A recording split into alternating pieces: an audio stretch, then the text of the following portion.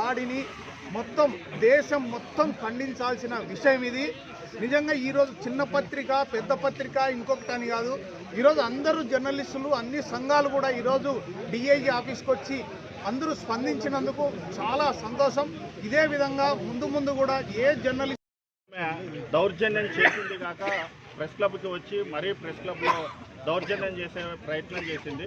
మరి అందుకని ఒకవేళ ఏ విలేకరైనా సరే ఆధారాలు లేని నిరాధారమైనటువంటి వార్తలు రాస్తే చట్టబద్ధంగా ఆమె చర్య తీసుకునేదానికి మరి చట్టపరంగా పోవడానికి అవకాశం ఉంది.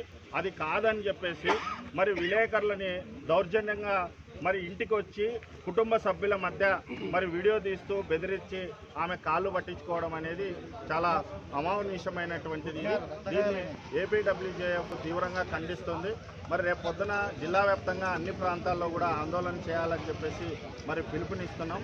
అయితే పోలీస్ సైడ్ నుంచి ఇంతవరకు మరి ఏమీ చర్య తీసుకోలేదు. అయితే పోలీసులు కూడా మరి కంప్లైంట్ ఏమీ ఇవ్వలేదు కాబట్టి మేము చర్య తీసుకోలేదు. ఇప్పుడు మీరు కంప్లైంట్ ఇచ్చారు కాబట్టి ఖచ్చితంగా ఆమె మీద చర్య తీసుకుంటామని చెప్పేసి పోలీసుల సైడ్ నుంచి కూడా రిపోర్టర్లు అందరికీ కూడా హామీ ఇవ్వడం జరిగింది. కాబట్టి మరి పోలీసులు తక్షణమే ఆమెని అరెస్ట్ చేయకపోతే ఆమె మీద 2 కేసులు పెట్టాలా. మరి ఒక దళిత రిపోర్టర్ని బెదిరించి కొట్టి మరి కాళ్ళు పట్టించుకున్నదని ఒక కేసు, రెండోది ప్రెస్ క్లబ్లోకి వచ్చి దౌర్జన్యం చేసి విలేకరుల మీదకి మరి వాహనాన్ని ఎక్కించి హత్యాయత్న ప్రయత్నం చేసింది. కాబట్టి మరి ఈ 2 కేసులు కూడా మరి ఆమె మీద నమోదు చేసి తక్షణమే అరెస్ట్ చేయాలని చెప్పేసి మేము డిమాండ్ చేస్తున్నాం.